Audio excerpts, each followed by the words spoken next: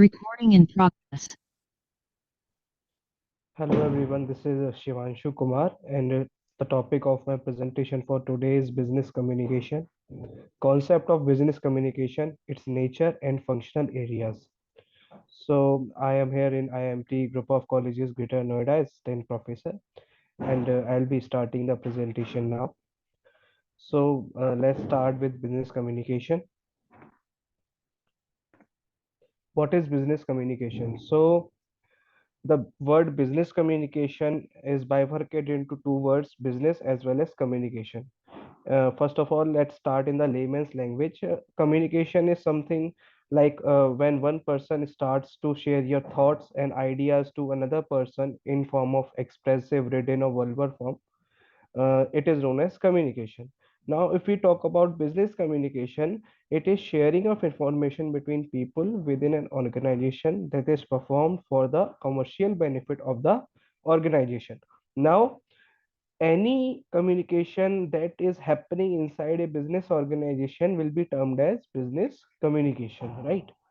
And that also must be for the commercial benefit of organization. Now there are two types of business communication over there, that is formal as well as informal. Both the communications involved in the in the business organization are for the benefit of the commercial benefit of organization. And let's see why. Because formal business communication helps to uplift the the ideas, thoughts and processes that are going through in an organization. But also informal communication is increasing the morale as well as confidence of employees within an organization. We'll discuss it later on. And in another term, business communication can be said as relying of its information within business by its people. So all the information that is carried on in a business needs to be communicated from one person or higher authority to lower authority and vice versa. And this can only be happened through business communication. Okay. So before starting with the business communication, we should also know about the human communication. So earlier in 10,000 BC, there were big clubs that used to share the information. And in 0 AD, we have a proof of manuscripts that were found in the sea rolls. So these manuscripts are also known as Dead Sea Rolls. In 1980 AD, there came electrification of electronization of communication. So the channel was by Graham Bell. It is the telephone where we used to share the information through air or wireless mediums, where the channel was telephonic channel. After that, electrification and after all the revolutions that happened, like digital transformations and all, email came, and we are in the era of email as of now. And even by passing email, there came Twitter and the use of social media, where the information can be carried on from one person to another. They can share their thoughts and idea over Twitter. So these are all history of human communication. After that, characteristics of communication. So in communication, there must be two or more persons. As of now, I am recording this video. My audience will be you. So right now I'm recording this video alone, but my audience will be you. So you will be hearing me and you will be giving me the feedback. So there will be two or more persons involved in a communication. The main elements, and now feedback, you all know that once the communication process is done and there is a feedback. Direct as well as indirect communication. So in direct communications, two or more persons are involved with each other by face to face communication or telephonic communication. But in indirect communication, the process of communication, the message is forwarded through various channels and there is no direct link between the sender as well as receiver. Continuous process, the communication is a continuous process, the from starting to till the very end. We'll be discussing it in a later stage. Use of words as well as symbols. Right now I'm providing you this recording, and I'm using my words to express my ideas to you, as well as I am expressing, nodding my head. These are all symbolic actions that I am doing. Okay. Components of communication process. Now, let's see what are the components of communication process. Here, the context is communication. After that, there is sender and encoder. Now, I'll be differentiating you between the sender and encoder. And the third one is message, the context of communication. After that, there is a channel by the route through which the message is transformed from sender to receiver. And there is recipient, which is also known as receiver, as well as it is decoder that we'll be discussing on later stage. And after that, there is a feedback. So let's discuss the process of communication here. So this is process of communication. This is one way process. Here feedback is not given. I'll be discussing feedback in the later of this presentation. So sender has an idea. So I am communicating to you. I have an idea, and I'll be giving this idea in form of words, expressive or written form to you. So this idea is transformed into a message. This is known as encoding. Now, in form of computers, encoding is done in the digital format, that is in the 0 and 1. 0 and 1 is known as binary language. In the same way, this message is conveyed either in the written format, in the expressive formats, and this whole procedure where encoding is done, that means your idea is transformed into a message, is known as encoding. And this can be in the written format, in the verbal format, or in the expressive format. Okay. So this encoding is now traveled through a channel. For example, right now I'm giving you a word. I'm speaking from my mouth and I'm giving you a word is known as encoding. I have idea in my brain. I am speaking through mouth. It is done as encoding.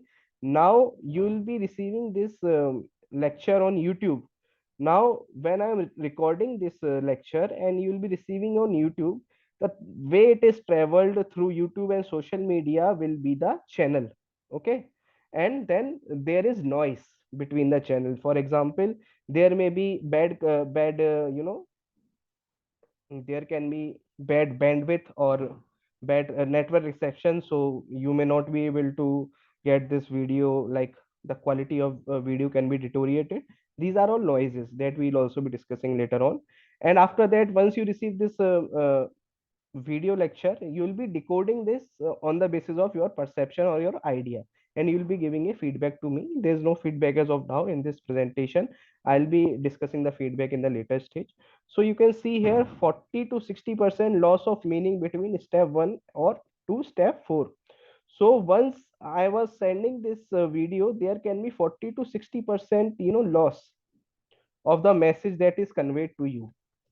This happens in the business organization or in the business communication process as well. Okay. The examples of internal communication. Now let me give you a brief about internal communication. There are two types of communication, internal as well as external. You all know about this. Now let me provide you a glimpse of internal communication. Any communication which is done inside the premises of inside a business premises is known as internal communication. Okay. Any communication that is done inside a business premises is known as internal communication. Now let me give you some examples. Operations and sale must agree delivery dates. Now operations and sales must agree on delivery date. It is an example of internal communication. Finance must know what has been sold. This is also an example of internal communication. Sales staff must know credit limits. This is also an example of internal communication. Customer service must know about problems and delays. Now, this is also an example of internal communication. Human resources must know about training requirements. So now you can see operations, sales, finance, sales staff, customer service, human resource. These are all internal components of a business. Internal components of a business. So all this communication going on in the internal premises will be known as internal communication. Now, Let's give you example of external communication. First of all, let me tell you what is external communication. All the communication which is done in the external premises of a business, which can also affect the business, is known as external communication. Now, examples of external communication are critical to sales. Customer inquiries. Now, customer is an external part of business. So, customer inquiries must be handled promptly. That is external communication. Product service information must be accurate and attractive. Now, products once manufactured, it will be customer centric. That is also an example of external communication. Customer invoices must be correct. That is also an example of external communication. Customer and supplier problem must be resolved quickly. That is also an example of external communication. Now, you can see customer inquiries. This will be external communication that is done on oral format. Product service information, this can be done in form of quote written format, also in verbal format. Customer invoices is done in the written format, so it is written communication. This you all know about this. So let's have some principles of business communication. Communication details. So all when I'm sharing this video to you, I am providing the details as a caption in my video. This will be communication details. Stated purpose. Now, purpose of communication. Whenever in an organization you are having a formal communication, you must state its purpose. That means what is the idea behind sharing any information that must be there in while doing a formal communication in an organization. Audience needs. Now, when you are sharing any communication, when you are sharing any information, there must be an perceptive in mind that what your target and audience actually requires. Okay, so for example, I am sharing this video on IMT group of colleges YouTube channel. So my target audience is basically all those teachers as well as students which requires, you know, this presentation. So you must know your target audience on which you are focusing. Multiple channels. There should be multiple channels so that accuracy of communication can be enhanced.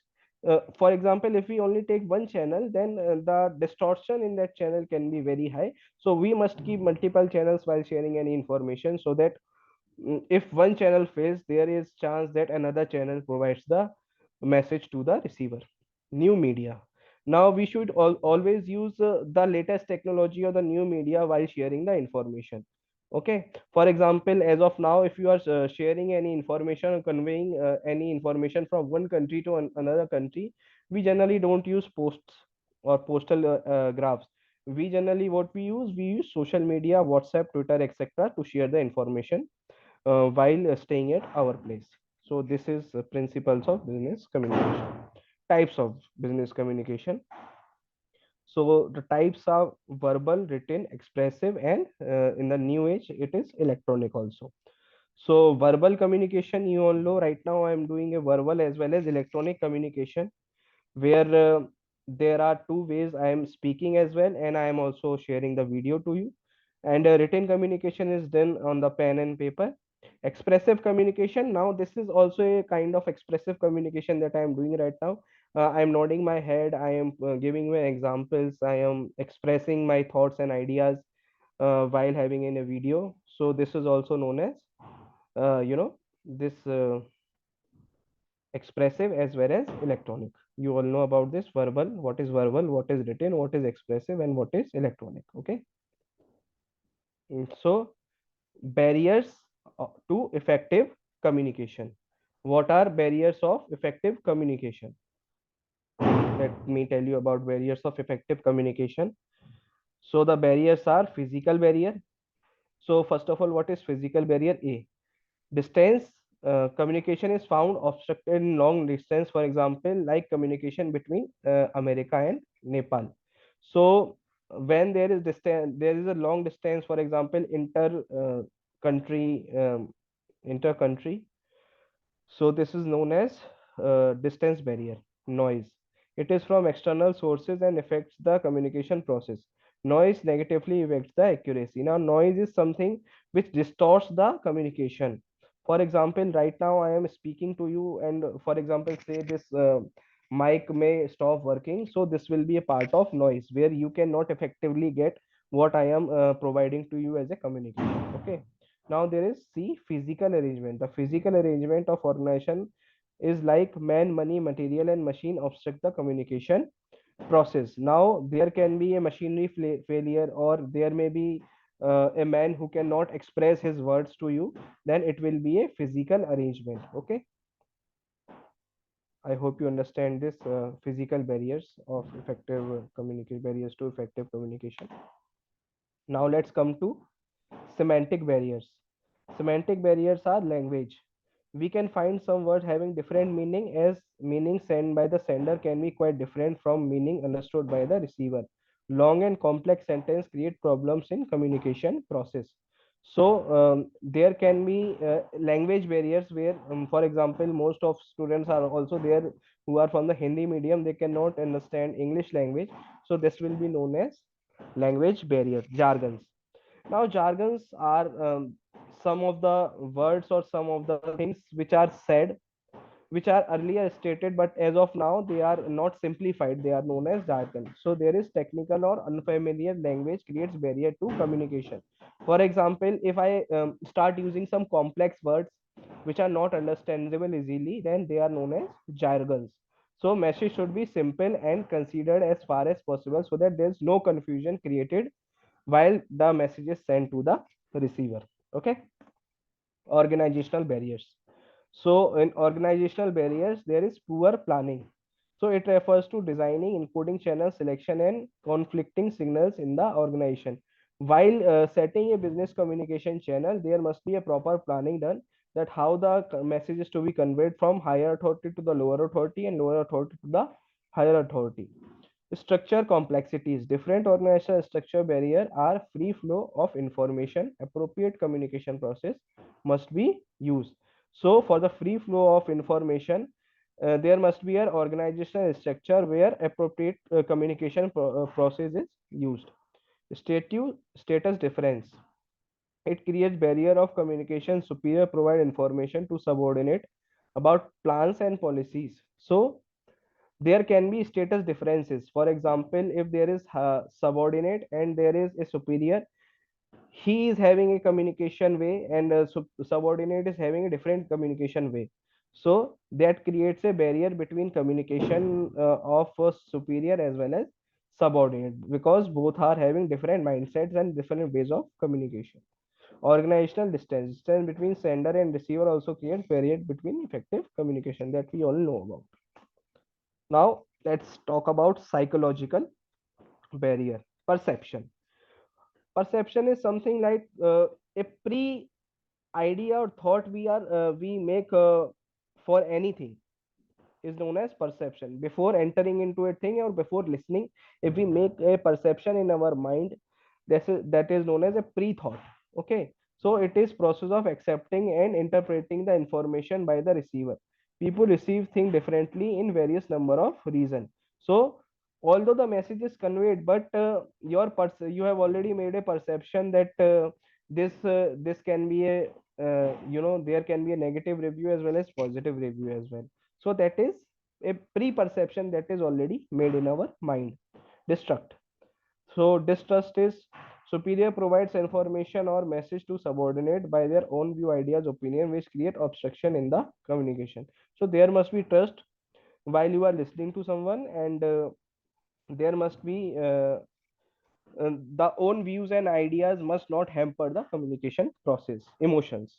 Emotion also create barrier to effective communication, like anger, mistrust, jealousy. For example, if a person is angry and is uh, subordinate is trying to convey a message to his superior, and superior is angry at the time.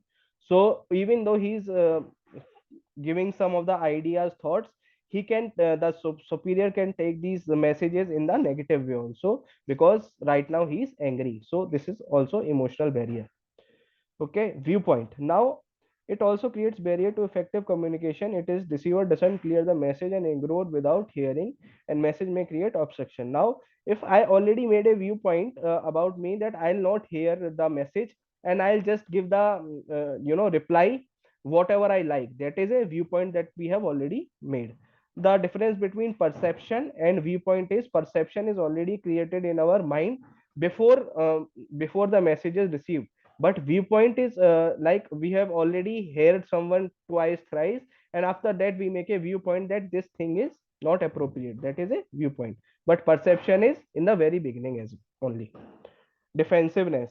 If the receiver receives the message as a threat and interpret this message in the same way, it creates barrier. That means if I am my language is harsh and I am providing you a message, and the so the message will only be conveyed in the negative way. So the receiver will interpret that message in the negative way. So these were psychological barriers. Overcoming barriers. How to overcome those barriers? Let me provide you the idea. So realize communication is imperfect. Okay, we should realize that the communication was imperfect. We can overcome those barriers. Adapt message to receiver. That means, as per the convenience of the receiver, the message must be sent by the sender. Choose effective channels. Now, here it is written channels. Channels means one channel must not be chosen at a same point of time. We should choose multiple channels while sharing the information, and all these channels must be effective so that the message which is conveyed, first of all, it is encoded. After that, it is decoded. So in the process of encoding that message and decoding that message, there must be minimum noise while in the communication process. Improve language and listening skills. So for a great person who is speaker, there must be a great listening skills also. You should first of all listen to someone. After that, you must interpret your ideas to them. So improve language means you should not use jargons. You should use simple language while sharing the thoughts and ideas to the person. Question assumptions and preconceptions. Assumptions means, first of all, we should thought that there must be assumptions while sending this message. What receiver may interpret those ideas. Preconceptions is the same thing. We should always think before sending the message that how the receiver can how the receiver can take this message. Plan for feedback. Now receiver once provide the feedback to the sender, the sender should always plan for it, that what kind of feedback a receiver may provide to him. Okay, so these were the how we can overcome the communication barriers. Now miscommunication example, you see here, there's one person, did you bring a can of balls as I asked you to? So he is asking that, did you bring a can of balls as I asked you to?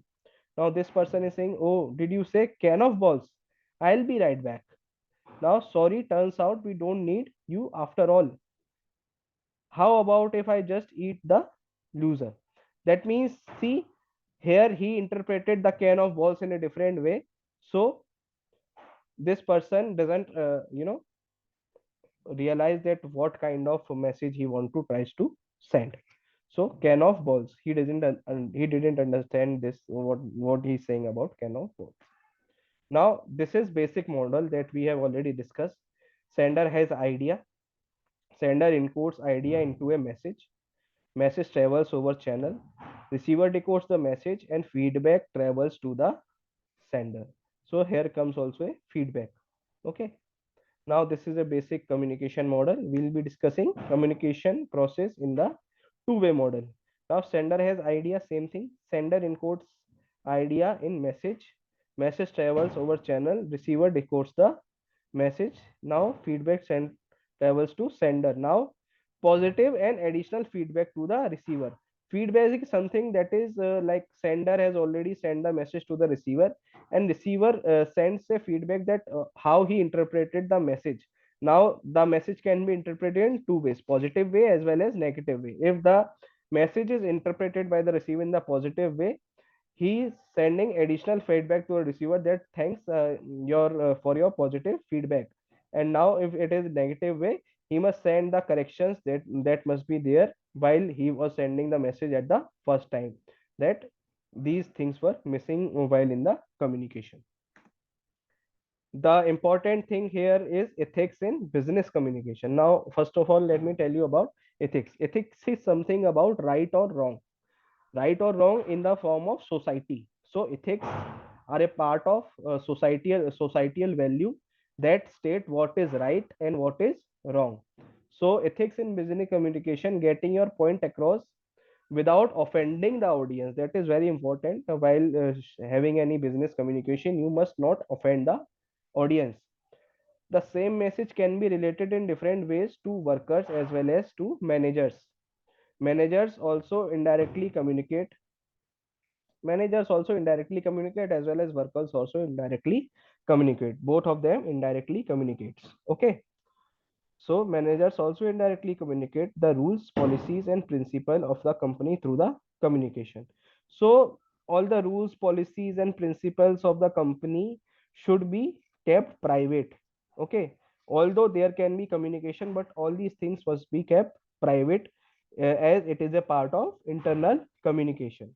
Although it can be formal as well as informal, but while sharing the rules, policies, principles in any communication channel, the manager must enforce the thing that these, while sharing these agendas, at least the communication must be formal and internal. Okay. Maintaining and sustaining a relationship with your audience, that you all know. The communicator and the target audience must maintain the same wavelength. Same wavelength. That means the message which is conveyed or the talks which are done within the people must have the same wavelength and the same level of, you know, the same level of, you can say, uh, same level of label, that same label while sharing any information. The target audience will feel at home.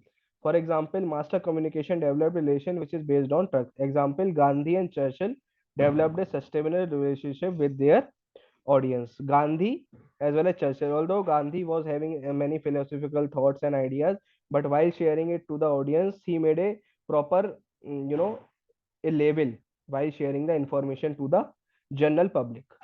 So in the same way, we should, while sharing the information with the people, we should come to their level, and only after that we should share the information. So this is all about the business communication today that I was talking you about, the effectiveness of business communication, ethics in business communication.